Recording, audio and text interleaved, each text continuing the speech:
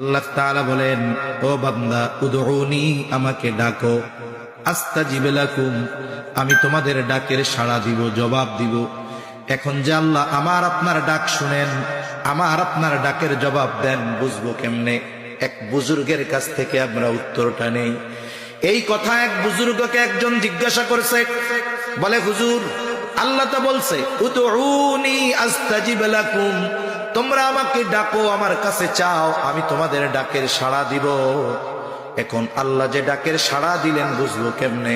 বুজুর্গ বলেন, শোনো, প্রথমবার ডাকার পর দ্বিতীয়বার যদি তুমি আল্লাহকে ডাক দিতে পারো, মনে রাখবা প্রথম ডাকটা আল্লাহর কাছে পছন্দ হয়েছে, কবুল হয়েছে, এই জন্য আল্লাহ দ্বিতীয়বার ডাক দেওয়ার সুযোগ তোমাকে দিয়েছে। যদি তোমার ডাক আল্লাহর ভালো না লাগতো, তাইলে দ্বিতীয়বার ডাক দেওয়ার আগে ক্লোজ করে দিত কণ্ঠস্বর। তাহলে আমরা আল্লাহ তাআলাকে ডাকবো, আল্লাহর কাছে চাইব। বলে, দোয়া হলো এমন এক পাওয়ারফুল জিনিস যার মাধ্যমে অসাধ্যকে সাধন করা যায়। আল্লাহ তাআলার কাছ থেকে অসম্ভব জিনিসকে সম্ভবে পরিণত করা যায়।